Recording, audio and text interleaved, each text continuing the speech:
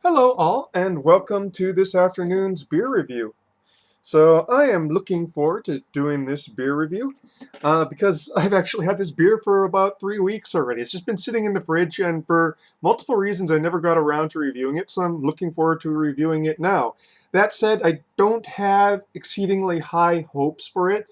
There's no bottle date on this, and as you can see, it is a Japanese import, a Japanese craft import at that. And this is from the same people that made that green tea, the matcha IPA that I reviewed a few weeks ago that I still have yet to upload because I need to upload everything. And I haven't uploaded everything because I have a bad addiction to Civilization, in which I play Civilization or XCOM instead of uploading things. Please help me.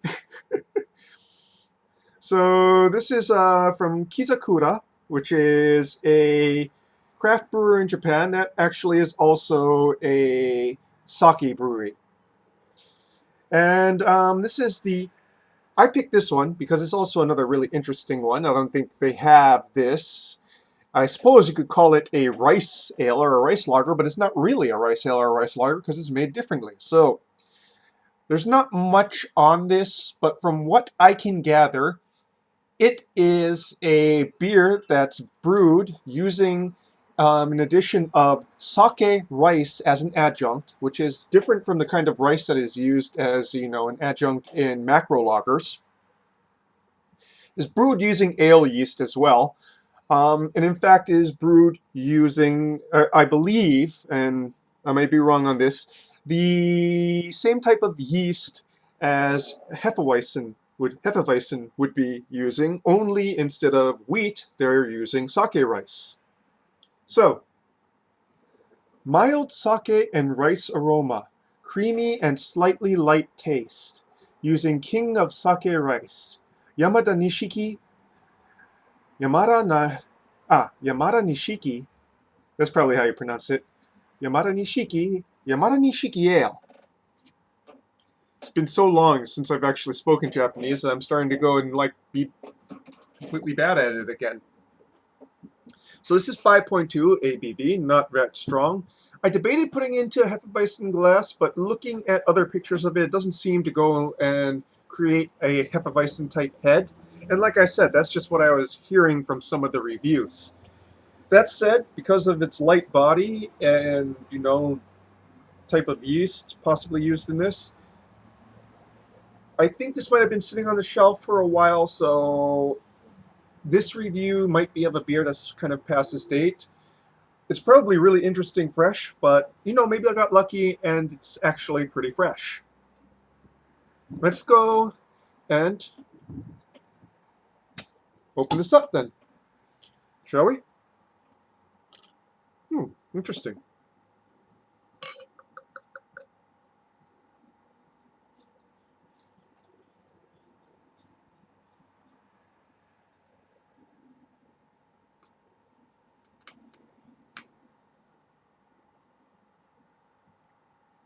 Looks like it's got, yeah, probably. Looks like it's got quite a bit of yeast on the bottom. So I'm not going to go and pour out all the way to the bottom.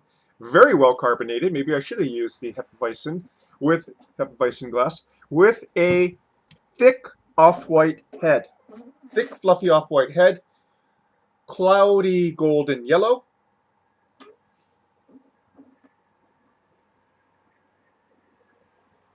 Interestingly, when I was pouring it, I definitely got sake rice sort of flavors. But that's sort of past now, and you got some floral hops. Generally, very sweet smelling malts. I'm not sure how much rice they used in it. I'm pretty sure it's not pure rice. It's, rice is an adjunct. Very interesting malt smells going on here. Sweet, bready, almost mochi-like notes. A mixture of basically bread and rice with floral hopping. Very much, very much beer smelling too. classical beer smell. Very well carbonated too. Well, let's go and have this onto the palate. Yes.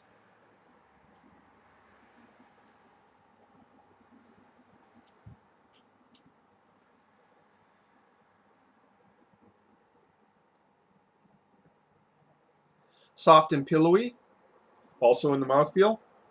Surprisingly dry. It's not completely dry. I'd say it's sort of semi-dry, but is much drier tasting than the nose would have you believe.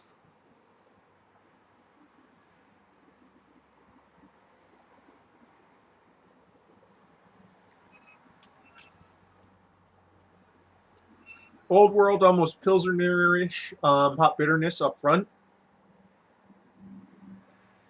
In the finish, fairly clean. Some beer and sake rice notes there. Again, not very much in the way of actual sake tasting notes, but sake rice tasting notes.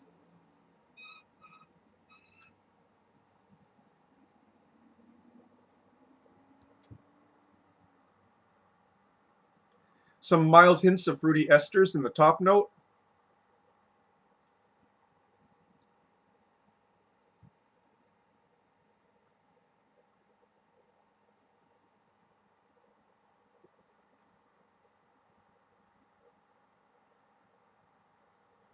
Some phenolic hints in the mids to finish too, but it is much more subtle than a hefeweizen would be about it. Just very little funk, no strong kind of clover or banana notes. It's just a very subtle funkiness underneath that sort of pillowy softness.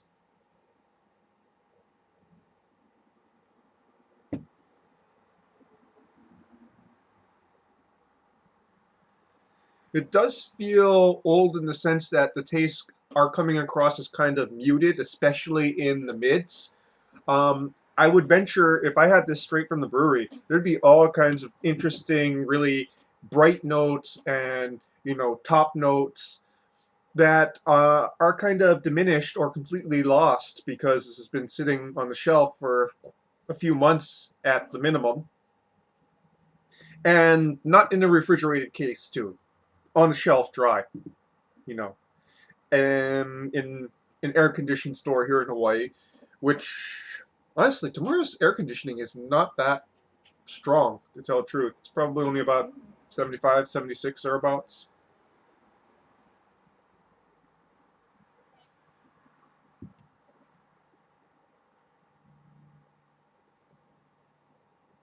Crisp bite, but it doesn't actually show up in the front. It shows up more in the mid finish. Interesting that. Probably the um, most interesting note here is the almost rice softness, subtle rice softness in the long finish. I can see why a lot of people are confused about whether this is a lager or an ale. It finishes very cleanly, but most of the taste notes really belie an ale yeast being used.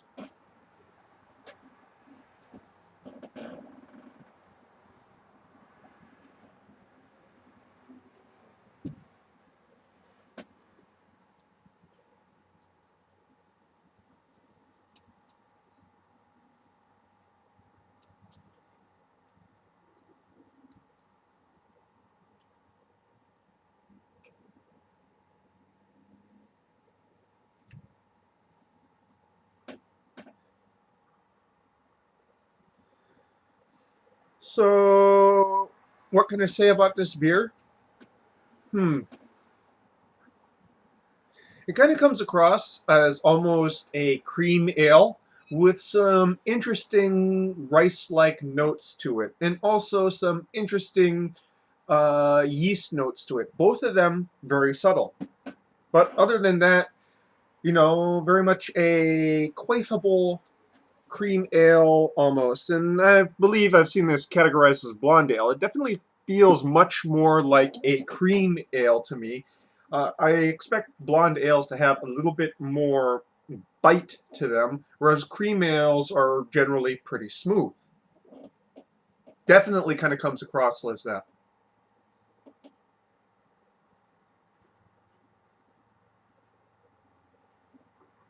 That said, you can also tell that they're using not really they're using a different kind of yeast too as well with this. And the products of that are fairly subtle. This beer actually is pretty subtle um, in a lot of ways and interesting. It's not going to blow you away. Maybe it would if it's like fresh off tap or anything or something along those lines. But yeah, this is really enjoyable and really interesting. Just goes to show you something doesn't have to be a huge showcase to be an interesting beer.